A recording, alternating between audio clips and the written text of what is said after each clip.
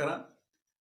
ಇಲ್ಲಿವರೆಗೂ ಕೂಡ ನಾವು 2023-24ನೇ ಸಾಲಿನಲ್ಲಿರುವಂತಹ NMMS ಪರೀಕ್ಷೆಗೆ ಸಂಬಂಧಪಟ್ಟಂತಹ ಜಿಮ್ಯಾಟ್ ಪ್ರಶ್ನೆ ಪತ್ರಿಕೆಯಲ್ಲಿರುವಂತಹ ಪ್ರಶ್ನೆಗಳನ್ನು ವೆರೈಟಿಗೆ ಅನುಗುಣವಾಗಿ ಹಂತ ಹಂತವಾಗಿ ಬಿಡಿಸ್ಕೊಂಡು ಬರ್ತಿದ್ವಿ. ಸ್ನೇಹಿತರೆ, ಹಿಂದಿನ ವಿಡಿಯೋದಲ್ಲಿ 1-5 ಪ್ರಶ್ನೆಗಳಿಗೆ ನಾವು ಪರಿಹಾರವನ್ನು ಕಂಡುಕೊಂಡಿದ್ವಿ. ಇವತ್ತಿನ ದಿನ ಮತ್ತೆ ಕೆಲವೊಂದಿಷ್ಟು ಪ್ರಶ್ನೆಗಳ ಕೆಲವೊಂದು ವೆರೈಟಿ ಮೇಲೆ ಅದವು. ಅದು ಯಾವ ವೆರೈಟಿ ಅಂತ ನಾವು ತಿಳ್ಕೊಳ್ಳೋಣ ಬನ್ನಿ. ಈ ಕೆಳಗಿನ ಪ್ರಶ್ನೆಗಳಲ್ಲಿ ಪ್ರತಿಯೊಂದರಲ್ಲಿಯೂ ಸಂಖ್ಯೆಗಳನ್ನ ಮತ್ತು ಅಥವಾ ಅಕ್ಷರಗಳನ್ನ 4 ಗುಂಪುಗಳನ್ನಾಗಿ ಕೊಟ್ಟಿದೆ. ಇವುಗಳಲ್ಲಿ 3 ಒಂದೇ ರೀತಿ ಇದ್ದು ಒಂದು ಮಾತ್ರ ಭಿನ್ನವಾಗಿದೆ. ಭಿನ್ನವಾಗಿರುವುದನ್ನ ಗುರುತಿಸಿರಿ ಅಂತ ಆಡ್ ಒನ್ ಅಂತ ಕರಿತೀವಿ ಇಂಗ್ಲಿಷ್ ನೊಳಗ. ಸ್ನೇಹಿತರೆ, ಇಲ್ಲಿ ಒಂದು 4 ಸಂಖ್ಯೆಗಳ ಅಥವಾ ಅಕ್ಷರಗಳ ಗುಂಪು ಕೊಟ್ಟಾರ. ಇದ್ರೊಳಗ ಒಂದು ಏನೈತಿ, ಭಿನ್ನವಾಗೈತಿ, ಆಡ್ ಒನ್ ಐತಿ. ಹಂಗಾರ ಆಡ್ ಒನ್ ಇದ್ದದನ್ನ ನಾವು ಏನ್ ಮಾಡ್ಬೇಕು, ಗುರುತಿಸ್ಬೇಕು ಅಂತ. ಓಕೆ, ಹಂಗಾರ 6ನೇ ಪ್ರಶ್ನೆ ಏನೈತಿ ಅಂತ ಗಮನಿಸೋಣ. A 53, B 57, C 71 ಮತ್ತು 83 ಅಂತ ಐತಿ. ನೋಡಿ, 53, 57, 71, 83 ಗಮನಿಸಿದಾಗ ಎಲ್ಲವೂ ಕೂಡ ಬೆಸ ಸಂಖ್ಯೆ ಅಂತ ಅನಿಸ್ತವು. ಯಾವಾಗ ಹಿಂಗ್ ಬೆಸ ಸಂಖ್ಯೆ ಅಂತ ಅನಿಸ್ತಾವೋ ಒಂದು ಅಂಶಕ್ಕೆ ಸಂಬಂಧಪಟ್ಟದಿರುತ್ತೆ. ಏನು ಅಂತಂದ್ರ, ಇಲ್ಲಿ ಅವಿಭಾಜ್ಯ ಅಪವರ್ತನಗಳು ಮತ್ತು ಬೆಸ ಸಂಖ್ಯೆಗಳಿಗೆ ಒಂದು ಸಂಬಂಧ ಏರ್ಪಡಿಸಿರ್ತಾರೆ. ಎಲ್ಲಾ ಬೆಸ ಸಂಖ್ಯೆಗಳು ಅವಿಭಾಜ್ಯ ಅಪವರ್ತನಗಳಲ್ಲ, ಆದ್ರೆ ಎಲ್ಲಾ ಅವಿಭಾಜ್ಯ ಅಪವರ್ತನಗಳು ಬೆಸ ಸಂಖ್ಯೆಗಳೇ ಆಗಿವೆ.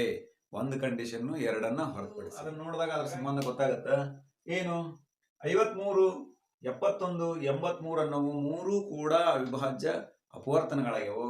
ಬಟ್ 57 ಅನ್ನೋದು ಭಾಜ್ಯ ಅಪವರ್ತನ. ಅಂದ್ರೆ 13 57. ಅದು 19ರಿಂದ ಮತ್ತು 3ರಿಂದ 2ರಿಂದಲೂ ಕೂಡ ಇದು ಭಾಗ ಹೋಗುವಂಥದ್ದು. ಈ ಮೂರು ಕೂಡ ಯಾವ ಸಂಖ್ಯೆಯಿಂದ ಭಾಗ ಹೋಗಲ್ಲ. ಆದ್ರಿಂದ ಇದರಲ್ಲಿ ಆಡ್ ಒನ್ ಯಾವ್ದಂದ್ರೆ ಆಪ್ಷನ್ ಬಿ ಅಂತ ಇಲ್ಲಿ ನಾವು ಹೇಳ್ತೇವೆ. ನೆಕ್ಸ್ಟ್ 7ನೇ ಪ್ರಶ್ನೆ ಏನೈತಿ ಅಂತ ಗಮನಿಸೋಣ. ಇಲ್ಲಿ ಎರಡೆರಡು ಸಂಖ್ಯೆ ಸೇರಿ ಒಂದೊಂದು ಗುಂಪು ಮಾಡಿಕೊಟ್ಟಿದ್ದಾರೆ. ಏನೇನೈತಿ, 56, 42 ಅನ್ನೋದು ಒಂದು ಗುಂಪು, 90, 72, 132, 112, 182, 156 ಅಂತೇಳಿ ಎರಡೆರಡು ಸಂಖ್ಯೆನ ಒಂದೊಂದು ಗುಂಪು ಮಾಡಿ ಕೊಟ್ಟಿದ್ದಾರೆ. ಅಂದ್ರೆ ಏನೈತಿ ಇಲ್ಲಿ ಒಂದು ಗಮನಿಸಬೇಕಾದಂತ ಒಂದು ಸಂಗತಿ ಏನೈತಿ ಅಂತ ನೋಡ್ಕೊಂಡ್ ಬರೋಣ. ಇವು ಎರಡನ್ನೂ ಕೂಡ, ಎರಡು ಜೋಡಿಗಳನ್ನ ಸಂಕ್ಷಿಪ್ತ ಮಾಡಿಕೊಂಡು ಒಂದ್ಸಲ ಟೆಸ್ಟ್ ಮಾಡೋಣ.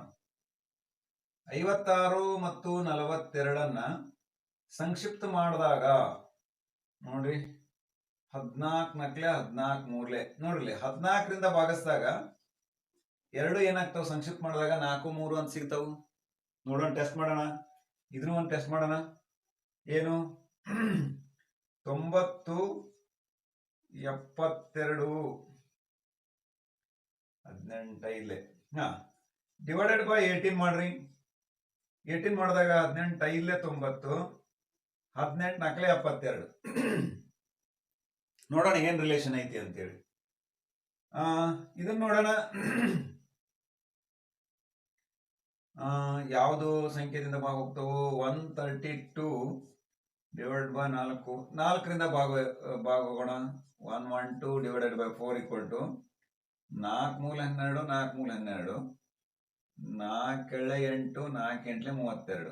ಇದೊಂದು ನೋಡೋಣ. 182 ಮತ್ತು 156 ಯಾವ್ದ್ರಿಂದ ಸಂಕ್ಷಿಪ್ತ ಹೋಗ್ತಾವು. 26ರಿಂದ ನೋಡ್ರಿ, ಅಂದ್ರ 2 12, 2 7 14, 2 8 16, 8 2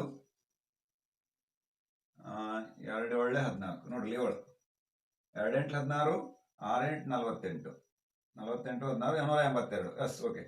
ಹಂಗಾರೆ ಇವೆ ಮೂರನ್ನು ಗಮನಿಸೋಣ. ಈ ಮೂರು ಕೂಡ ಏನದವು ಅಂದ್ರೆ ಕಾಂಜುಗೇಟ್ ನಂಬರ್ಸ್ ಅಂತ ಅದಾವ. ಅಂದ್ರೆ ಅಕ್ಕಪಕ್ಕದ ಸಂಖ್ಯೆಗಳು, ಅಂದ್ರೆ ಕ್ರಮ ಸಂಖ್ಯೆಗಳು ಅಂತ ಅದಾವ. 4 3, 5 4, 8 7 ಹಿಂಗದವು. ಬಟ್ ಇದು ಒಂದಷ್ಟ ಏನೈತಿ, ಡಿಫ್ರೆಂಟ್ ಐತಿ. ಇದೆ ಫಾರ್ ಆಪ್ಷನ್ ಸಿ ಅನ್ನೋದು ಈ ಗುಂಪಿನಿಂದ ಹೊರಗಿರುವಂತದ್ದು, ಭಿನ್ನವಾಗಿರುವಂತಹ ಒಂದು ಸಂಖ್ಯೆಯ ಗುಂಪು ಅಂತ ಇಲ್ಲಿ ನಾವು ಹೇಳ್ಬೋದು. ಓಕೆ, ಅಕ್ಷರದ ಗುಂಪು ಕೊಟ್ಟಾರ, ಏನೈತಿ ಅಂತ ನಾವು ಗಮನಿಸೋಣ. CAD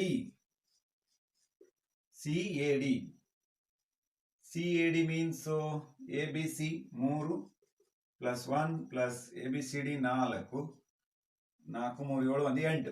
ಓಕೆ, ಇದನ್ನ ಒಂದು ಟೆಸ್ಟ್ ಮಾಡೋಣ. REM ಅಂತೇಳಿ 18 ಪ್ಲಸ್ ABCDE 5 ಪ್ಲಸ್ 13 ಎಷ್ಟಾಯ್ತು? R ಅಂದ್ರ 18 ಇಂಗ್ಲಿಷ್ ವರ್ಣಮಾಲೆಯಲ್ಲಿರುವ ಕ್ರಮ ಸಂಖ್ಯೆ, E ಅಂದ್ರ 5, M 13. ಕೂಡಿಸ್ರಿ, 18 36, 30 31 5 36. ಇನ್ನು ನೆಕ್ಸ್ಟ್ ಕೆ ಐಸ್ ಇದು ಏನೈತಿ ಅಂತ ಗಮನಿಸೋಣ.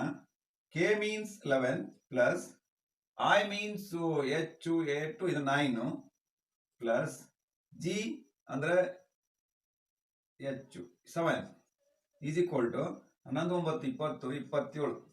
therefore z o w z ದ್ದು 26 ಪ್ಲಸ್ ಓದು 15 ಓಕೆ ಎಕ್ಸ್ ವೈ ಝೆಡ್ 3 ಅಂದ್ರೆ 23 ಈಸ್ ಈಕ್ವಲ್ ಟು ಇವನ್ನೆಲ್ಲದನ್ನು ಕೂಡ್ಸೋಣ. 5 6 11 11 3 14 ದಸ್ಕ 1 3 4 4 2 6. ನೋಡ್ರಿ ಇವು 4 ಅಂಕಿಗಳನ್ನ ಗಮನಿಸೋಣ. 8 36 27 64 ಅನ್ನೋದು 8 2 ಕ್ಯೂಬ್ 27 3 ಕ್ಯೂಬ್ 64 4 ಕ್ಯೂಬ್. therefore ಇದು 6 ಸ್ಕ್ವೇರ್ ಆಗುತ್ತೆ. ಅಂದ್ರೆ ಇದು ಘನ ಸಂಖ್ಯೆ ಅಲ್ಲ, ಇವು ಮೂರು ಕೂಡ ಘನ ಸಂಖ್ಯೆಗಳಾಗ್ಯವು. ಇದು ಒಂದು ವರ್ಗ ಸಂಖ್ಯೆ ಆಗೈತಿ, ಅವುಗಳ ಅಲ್ಫಾಬೆಟ್ ಕ್ರಮ ಸಂಖ್ಯೆಯನ್ನ ಕೂಡಿಸಿದಾಗ. therefore ರೆಮ್ ಅನ್ನುವಂಥದ್ದು ಇದೇನಿತ್ತಲ್ಲ ಇದು ಆಡ್ ಒನ್ ಅಂತ ಹೇಳ್ತೀವಿ. ಇದರಲ್ಲಿ ಭಿನ್ನವಾದದ್ದು ರೆಮ್ ಅಂತ. ಓಕೆ ಸ್ನೇಹಿತರೆ, ಹಂಗಾದ 9ನೇ ಪ್ರಶ್ನೆ ಏನೈತಿ ಅಂತ ಗಮನಿಸೋಣ. A C H L E B L Q U N C L G L P I D O T Y Q ಅಂತ ಐತಿ. ಸ್ವಲ್ಪ ಇದನ್ನ ಗಮನಿಸಿದ್ರೆ ಅನ್ಸುತ್ತೆ ನಮ್ಗೆ ಏನಂತ ನೋಡ್ರಿ. C H E C H L E ಒಂದನೇದನ್ನ ಗಮನಿಸೋಣ. ಡಿ ಇ ಇಲ್ಲಿಂದ ಇಲ್ಲಿಗೆ ಪ್ಲಸ್ 1 ಜಂಪ್ ಆಗೈತಿ. ಇಲ್ಲಿಂದ ಇಲ್ಲಿಗೆ ಐ ಜೆ ಕೆ ಅಂದ್ರೆ ಪ್ಲಸ್ 3 ಜಂಪ್ ಆಗೈತಿ. Okay plus 1 plus 3. Next L Q U N ನೋಡ್ರಿ. L L M N plus 1 Q V plus 3 R S T U 3 ಅಂತ.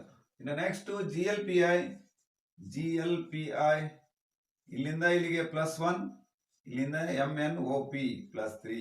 But O T Y O ಹೆಂಗೆ ಇರ್ಲಿಕ್ಕಿಲ್ಲ ನೋಡೋಣ. ಓ ಟಿ ವೈ ಕ್ಯೂ ಈಗ ನೋಡ್ರಿ O P Q ಇಲ್ಲಿಂದ ಒಂದು plus ಐಗೈತಿ. But T U V W X ಎಷ್ಟೈತಿ ಇಲ್ಲಿಂದ ಇಲ್ಲಿಗೆ ಪ್ಲಸ್ 4 ಜಂಪ್ ಇದೆ. therefore ನೋಡ್ರಿ ಇಲ್ಲಿ ಎಲ್ಲದು ಒಂದೊಂದೊಂದೊಂದು ಐತಿ. ಬಟ್ 2ನೇ ಮತ್ತು 3ನೇ ಅಕ್ಷರಕ್ಕೆ ಗ್ಯಾಪ್ ಎಷ್ಟೈತಿ ಅಂದ್ರೆ ಉಳ್ಕದ ಕಡೆ ಎಲ್ಲದಕ್ಕೂ 3 ಐತಿ. ಬಟ್ ಆಪ್ಷನ್ ಡಿ ಕ ಟಿ ಮತ್ತು ವೈ ನಡುವ ಏನೈತಿ 4 ಗ್ಯಾಪ್ ಐತಿ. ಹೀಗಾಗಿ ಈ ಡಿ ಅನ್ನುವಂಥದ್ದು ಓ ಟಿ ವೈ ಕ್ಯೂ ಅನ್ನುವಂತ ಒಂದು ಅಕ್ಷರದ ಅದು ಭಿನ್ನವಾದದ್ದು ಅಂತ ಇಲ್ಲಿ ಹೇಳ್ಬಹುದು ಅಂತ. ಓಕೆ ಸ್ನೇಹಿತರೆ, 10ನೇ ಲೆಕ್ಕ ಏನೈತಿ ಅಂತ ಗಮನಿಸೋಣ. ಇಲ್ಲಿ 2 ಅಕ್ಷರ ಕೊಟ್ಟು ಮಧ್ಯದೊಳಗೆ ಸಂಖ್ಯೆಯನ್ನ ಕೊಟ್ಟಿದಾರ.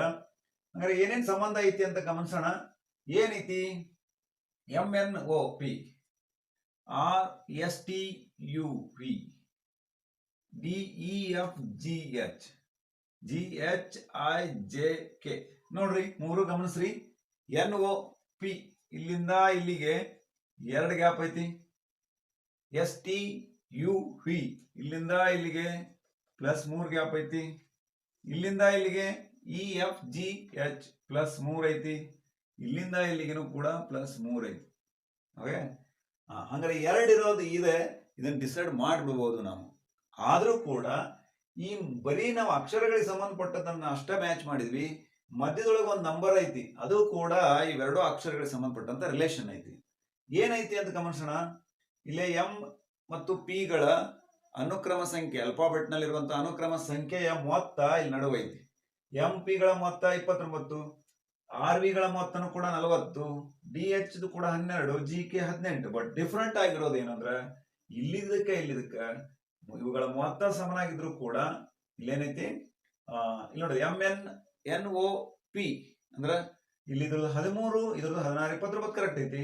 ಇದ್ರದ್ದು 40, 12 ಹಿಂಗೆಲ್ಲ ಕರೆಕ್ಟ್ ಐತಿ. ಬಟ್ ಗ್ಯಾಪ್ ಇರುವಂತದ್ದು ಇಲ್ಲಿ ಏನೈತಿ ಎನ್ ಒ ಪಿ ಇಲ್ಲಿ 2 ಗ್ಯಾಪ್ ಇರೋದ್ರಿಂದ it is A different one ಅಥವಾ ಆಡ್ ಒನ್ ಅಂತ ಇಲ್ಲಿ ನಾವು ಹೇಳ್ಬೋದು. ಏನದು M29 ಪಿ ಆಪ್ಷನ್ ಎ. ಈ 4 ಗುಂಪುಗಳಲ್ಲಿ ಆಡ್ ಒನ್ ಅಂತ ಇಲ್ಲಿ ನಾವು ಹೇಳ್ಬೋದು ಸ್ನೇಹಿತರೆ. ಹೀಗೆ ಆಡ್ ಒನ್ ಅನ್ನ ನಾವು ಸೂಕ್ಷ್ಮವಾಗಿ ಗಮನಿಸಿದಾಗ ಬೇರೆ ಯಾವುದಕ್ಕೆ ಒಂದು ರಿಲೇಷನ್ ಇರುತ್ತಾ ಅಂತ ನಾವು ಪತ್ತೆ ಹಚ್ಚಿ ಅದನ್ನ ಸೂಕ್ಷ್ಮವಾಗಿ ಗಮನಿಸೋದ್ರ ಮೂಲಕ ಪರಿಹಾರವನ್ನು ಕಂಡುಕೊಳ್ಬಹುದು ಅಂತ ಹೇಳ್ತಾ ಸ್ನೇಹಿತರೆ, ಮತ್ತೆ ಮುಂದಿನ ವಿಡಿಯೋದಲ್ಲಿ ಮತ್ತೆ ಒಂದು ವೆರೈಟಿಗೆ ಸಂಬಂಧಪಟ್ಟಂತ ಪರಿಹಾರಗಳನ್ನ ಸಮಸ್ಯೆಗಳನ್ನ ತರೋಣ ಅಂತ ಹೇಳ್ತಾ ಎಲ್ಲರೂ ಕೂಡ ಧನ್ಯವಾದಗಳು. ನಮಸ್ಕಾರ.